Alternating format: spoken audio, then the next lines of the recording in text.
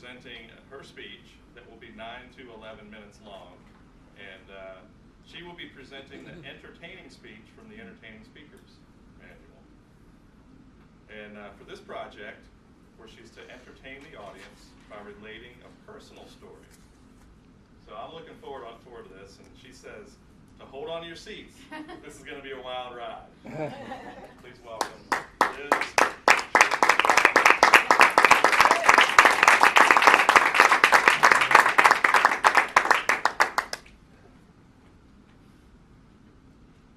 You are about to embark on an amazing adventure of the tale retold of the bear and the boobs. What? This story will remind you of a powerful truth. A truth that determines how you live your life every day. A truth that you can use to change your life. The truth that your choices matter. How many of you have ever done anything that you can look back on right now today and say, that was really dumb? Or, I can't believe I did that. This is one of those stories. As the extraordinary events of this story unfold, you will see how even fear and humiliation can serve as faithful reminders, proving just how much your choices matter. It was mid-July, and my ex-husband and I were on vacation, car camping in Alberta, Canada, deep in the heart of the Canadian Rockies. It was wild and breathtakingly beautiful. Huge, majestic mountains dwarfed the forest beneath. The air filled with the intoxicating scent of pine. We had been out all day long, driving from one overlook to another, hiking the trails. We were sunburned, hungry, and exhausted. And since it was getting late, we knew we had to find a campground so that we could set up our tent and eat before dark. It wasn't long before we saw a Forest Service sign with an arrow pointing down an unpaved dirt road that disappeared into the forest. After winding several miles through the dense forest, dodging huge rocks and ruts along the way, the road eventually narrowed and ended at an incredible campsite.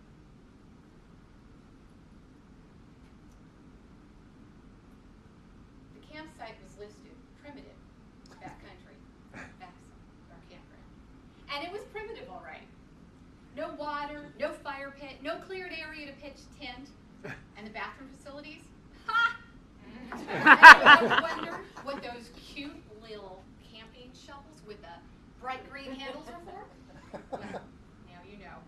There was nothing but trees, dirt, and rocks. In fact, the only indication that we were in a designated campground at all was the inconspicuous, tiny little brown Forest Service sign that read campground, standing at the site where the dirt road had finally come to an end. It was eerie and isolated, buried deep in the heart of the forest, and we were completely alone. There was no one else in the campground. And even though we had grave concerns about staying there, we chose to stay there anyway. We thought, we're tired and hungry. It's only one night. Nothing will happen. That choice, combined with what did happen next, turned out to be an important life lesson to never again ignore that still, small voice of reason, no matter how tired you are, because it is often those very times when you're worn out, tired, vulnerable, that your choices matter the most. We hurried to pitch our tent, inhaled some of the finest campers' cardboard cuisine, and hit the sack.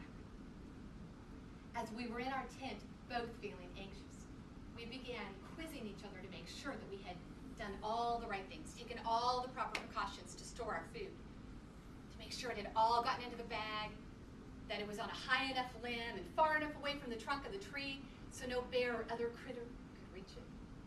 We didn't want to attract any unwanted visitors because they don't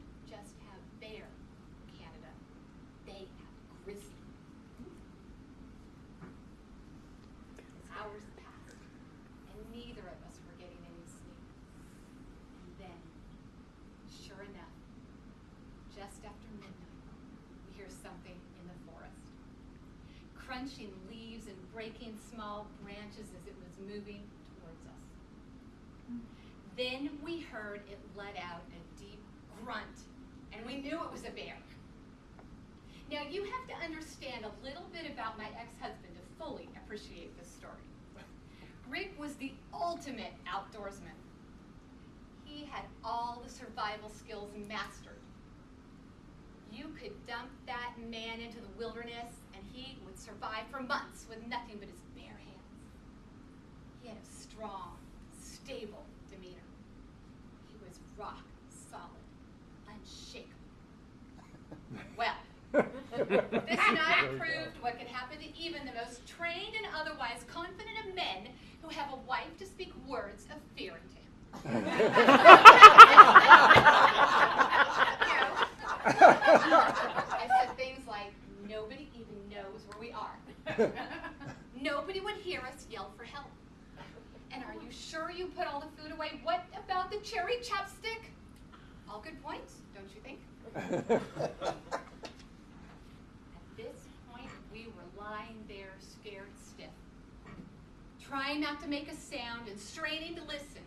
But the only thing I could hear was the sound of my own heart beating frantically. Then we heard the bear begin to move closer.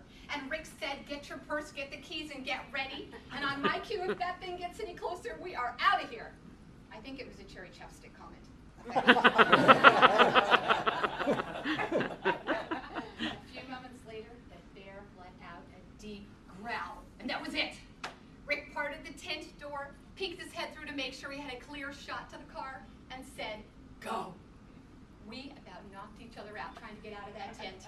And then we ran. Yes, we ran. We broke every bear safety rule ever written, and we ran to the car as fast as we could, jumped in, and gunned it out of there. It would have been a sight to behold. And so much for chivalry. My knight in shining armor fell off his high horse, crawling over me to escape that bear that night. And it took him quite some time to earn his way back on it again after that performance. As we sped off, I looked back to see the silhouette of the woolly beast that had just forced us out of our campsite. And he was huge. We spent the night sleeping in our car, in a hotel parking lot, in our tiny, and I emphasize tiny, Toyota Tercel. We were cold, cramped, and humiliated, but we were alive, and other than our severely bruised egos, relatively unscathed. When we returned early the next morning to gather our gear, we knew we had made the right decision to get out because our campsite was torn apart. The tent was shredded. The sleeping bags were barely identifiable, and the cherry chapstick, gone. It was. We decided to stop by the ranger station on the way out of town to report the incident. Curious to know just how much danger we had been in, we asked the ranger, started off by asking the ranger about the bears in the area. He said that although they're rare, most every case where someone was brutally attacked and killed by grizzly happened either in Alaska or right there in Alberta. Oh my God. Well, we started getting all puffed up, feeling pretty tough about our daring escape from our own Alberta bear. And we were just about to tell the ranger all about it when he said, you'd have to be a real boob to camp in these parts alone, especially with all the warning signs posted everywhere. A boob? Who uses that term? Rick and I snuck a quick glance at each other, our egos now quickly deflating. And there we stood, speechless. A couple of broken down, humiliated boobs, probably by now looking every bit the part. Needless to say,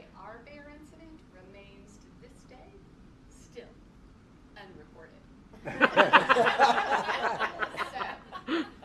the next time you dare to think your choices don't matter, no matter how small they may seem, I challenge you to remember this story of the bear and the boobs.